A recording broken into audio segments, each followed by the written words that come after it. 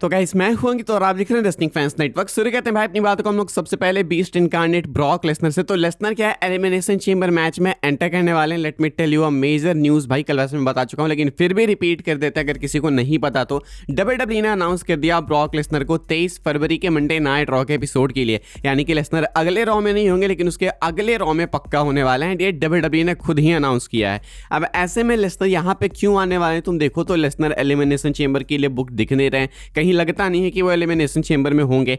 फिर वो चेंबर से पहले क्यों आ रहे हैं? कायदे से चेंबर के बाद इनको आना चाहिए। स्टार्टिंग में अपडेट्स भी आई थी, मैंने आपको बताया भी था। तो उसके बाद सीधा वो मेनिया के लिए बिल्ड करते, लेकिन चेंबर से पहले आना कुछ तो इंडिकेट करता है, कुछ तो हिंट करता है। ऐसे में दो ही तीन चीजें हैं जो कि हो सकती हैं यहाँ पे। या तो कि लेसनर किसी क्वालिफाइंग मैच में एंटर करके भाई सामने वाले सुपरस्टार को कॉस्ट करें एंड शायद रेसलमेनिया का मैच इनका टीज हो जाए, या नहीं तो लेसनर जो है आपको देखने को मिलेंगे तो उनको कन्फ्रंट करेंगे ओबा फेमी। ओबा फेमी हमको मालूम है कि स्मैकडाउन में भी आ रहे हैं, रॉ में भी आ रहे अपनी दहशत फैलाने। तो हो सकता है लेसनर के सामने हमें देखने को मिले ओबा फेमी मंडे नाइट रॉ में, एंड लेसनर के सामने तो ज़्यादा चलेगी नहीं, तो इसलिए इनकी फ्यूड बिल्ड हो रेसलमेनिया के लिए। लेकिन एक तीसरा भी ऑप्शन है एंड वो ज़्यादा इंटरेस्टिंग साउंड करता है एंड आई होप कि ऐसा हो।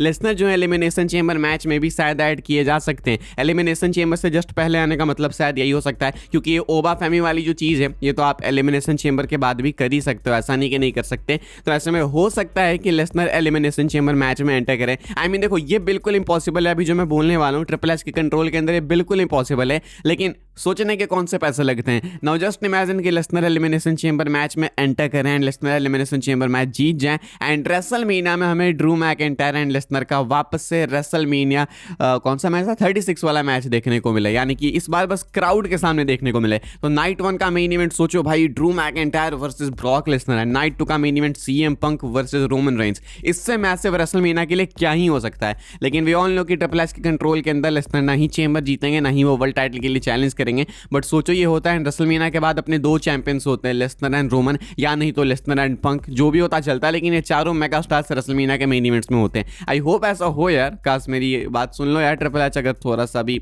दया रखते हो डब्ल्यूडब्ल्यूई फैंस पे। तो आप लोग बताना आपके क्या थॉट्स है। फिलहाल लेसनर कंफर्म है कि 23 फरवरी को आएंगे। लेट्स सी वो एलिमिनेशन चेंबर मैच में होते हैं या फिर नहीं। आगे बढ़ेंगे भाई, हम लोग बात करेंगे अगले अपडेट के बारे में जो कि रोमन रेंस को लेकर। रोमन रेंस एक्चुअली अगले मंडे नाइट रॉ के लिए एडवर्टाइज थे एंड इसके बाद इनको रिमूव कर लिया गया। अभी हमको मालूम है कि लेसनर अगले के अगले रॉ में आएंगे। रोमन अब सीधा अनाउंस हो चुके हैं कि चेंबर के बाद वाले एपिसोड से आना चालू होंगे। लेकिन रोमन को अचानक डब्ल्यूडब्ल्यूई ने क्यों अनाउंस कर दिया वेबसाइट पे? कल रात को अचानक न्यूज निकल के सामने आई कि डब्ल्यूडब्ल्यूई की वेबसाइट पे रोमन एडवर्टाइज्ड है एंड मैंने खुद भी चेक किया तो हाँ रोमन वहाँ पे थे बिल्कुल। एंड उसके बाद जब ये न्यूज़ फैली तो डब्ल्यूडब्ल्यूई वालों ने भी देखा होगा एंड कुछ आधे एक घंटे के अंदर इसको हटा भी लिया। रोमन को इन्होंने रिमूव भी कर लिया। तो रोमन को एडवर्टाइज किया गया था लेकिन रिमूव कर लिया गया। क्या इसका मतलब है कि डब्ल्यूडब्ल्यूई वाले कुछ सरप्राइज वगैरह देना चाहते थे जो कि स्पॉइल हो गया? नहीं, बिल्कुल ऐसा नहीं है। रोमन रेंस आपको चेंबर से पहले किसी भी कंडीशन में नहीं देखने को मिलेंगे। ये ग्लिच हो सकता है या फिर डब्ल्यूडब्ल्यूई वाले बहुत पहले से भी काफी सुपरस्टार्स को एडवर्टाइज करते हैं अंदाज अनुमान के हिसाब से। तो बस रोमन को शायद उन्होंने बहुत पहले किया होगा एंड अभी फैंस ने नोटिस कर लिया। तो ऐसा कुछ नहीं है कि रोमन आने वाले अगले एपिसोड में। अभी ये जो महीना जाने वाला है CM Punk and Finn Balor के बिल्ड की तरफ ही जाने वाला है एंड उसके बाद इस महीने के बाद आपको रोमन देखने को मिलेंगे फुल्ली एक्टिव अपनी फ्यूड को सीएम पंक के साथ में बिल्ड करते हुए। तो फिलहाल यही प्लान है एंड इसी प्लान के साथ में डब्ल्यूडब्ल्यूई आगे जाएगी। ये बीच में अगर एडवर्टाइज होंगे रोमन तो गलती से इधर उधर हो जाएंगे एंड बाद में उनको ऐसे ही रिमूव कर दिया जाएगा। आगे बढ़ते हैं गाइस, हम लोग रोमन रेंस की ही बात करते हैं। रोमन रेंस क्यों मंडे नाइट रॉ पे हैं? स्मैकडाउन रोमन रेंस ने बनाया भाई, लेकिन अब रोमन हमें मंडे नाइट रॉ पे देखने को मिलते हैं। What is the exact reason, ये मैं आपको बताता हूँ। कहना ये अपडेट निकल के सामने आई है सेल्फ मेड पीडब्ल्यू की तरफ से एंड इसका कहना है कि Roman Reigns Monday night raw को ज़्यादा तवज्जो इसलिए देते हैं आजकल क्योंकि रोमन रेंस को लगता है कि मंडे नाइट रॉ ही मेन शो है। रोमन चाहते हैं कि वो डब्ल्यूडब्ल्यूई के बिगेस्ट शो में हो। एक टाइम पे स्मैकडाउन हुआ करता था फॉक्स नेटवर्क पे, तो इसलिए रोमन वहाँ पे डोमिनेट करते थे एंड अब मंडे नाइट रॉ है जो कि नेटफ्लिक्स पे आता है, इसलिए रोमन अब इसको डोमिनेट करते हैं। बेसिकली रोमन का सिंपल कहना है कि ट्राइबल चीफ उसी शो में होगा जो शो बिगेस्ट होगा, जो शो मैसिव होगा। तो फिलहाल रोमन रेंस की ये आइडियोलॉजी है भाई डब्ल्यूडब्ल्यूई के प्रोग्रामिंग को लेके। रोमन का कहना है कि मैं तुमको उसी ब्रांड पे देखने को मिलूंगा जो मैसिव होगा, चाहे स्मैकडाउन हो चाहे मंडे नाइट हो। लेकिन तुम इसको एक अलग तरीके से भी देख सकते हो, ऐसा बोल सकते हो कि जहां पे रोमन होते हैं वही वाला ब्रांड वही वाला शो मैसिव हो जाता है। हालांकि मुझे नहीं पता रोमन ऐसा मानते हैं या फिर नहीं, but this is a fact. SmackDown कितना भी बोरिंग हो, अगर रोमन को अनाउंस कर दिया जाए तो सबके सब उठ के देखेंगे स्मैकडाउन की रोमन आया है, कुछ तो होगा। चाहे लेसनर हो गए, ये कुछ टॉप टैलेंट्स हैं ऐसे जो अनाउंस किए जाते हैं तो लोग ट्यून इन करते हैं शो देखने के लिए।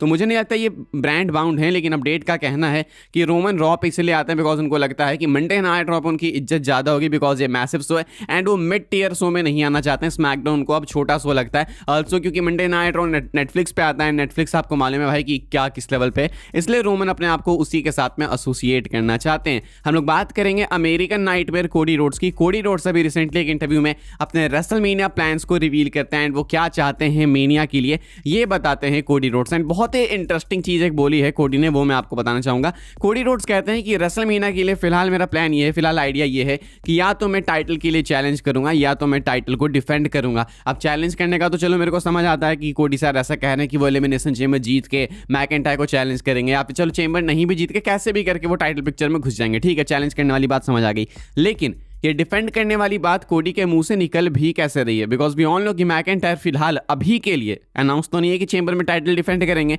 चेंबर मैच होगा, कोडी उसको जीतने की कोशिश करेंगे, तो वहां पे कोडी चैंपियन तो बन नहीं सकते, वो नंबर 1 कंटेंडर ही बनेंगे। तो ऐसे में डिफेंड करने वाली बात तो मुंह से निकलनी ही नहीं चाहिए। कहीं कोडी ने बात में ये रिवील तो नहीं कर दिया कि एलिमिनेशन चेंबर में उनका मैच होगा अगेंस्ट मैकइंटायर एंड वहां पे वो चैंपियन बनेंगे एंड उसके बाद क्या पता मेनिया में डिफेंड करें। क्योंकि तुम देखो तो अभी फिलहाल डब्ल्यूडब्ल्यू वाले टीवी पे जो भी दिखा रहे हैं, स्क्रीन पे जो भी दिखा रहे हैं, उसे देख के ये डिफेंड करने वाली बात आनी ही नहीं चाहिए। मैकइंटायर मेनिया से पहले टाइटल क्यों अपनी डिफेंड करेंगे? तो अगर डिफेंड करने वाली बात आ रही है तो देन हो सकता है कि कोडी शायद चेंबर मैच में ना जाके मैकइंटायर को टाइटल मैच में फेस करें, चैंपियन बन जाए, देन उसके बाद मेनिया में डिफेंड करें। वी विल हैव टू सी। फिलहाल कोडी कहते हैं कि वो टाइटल पिक्चर में ही रहने वाले हैं रेसलमेनिया में। आगे बढ़ते हम लोग बात करते हैं आइसो स्पीड की। आप में से कुछ लोग भाई बोल रहे थे कि आइसो स्पीड आएगा क्या या फिर नहीं आएगा। रंबल के लिए काफी लोग एक्सपेक्ट कर रहे थे आइसो स्पीड को। फिलहाल मैं आपको बता दूं कि रेसलमेनिया के लिए आपको डेफिनेटली आइसो स्पीड को एक्सपेक्ट करना चाहिए। आइसो स्पीड ने रिसेंटली अपने एक रीसेंट इंटरव्यू में इसको टीज किया है। कहते हैं आइसो स्पीड, we got WrestleMania coming up, you might see me there, you might not. कहते हैं अभी रिसेंटली इंटरव्यू में याहू स्पोर्ट्स के साथ बात करते हुए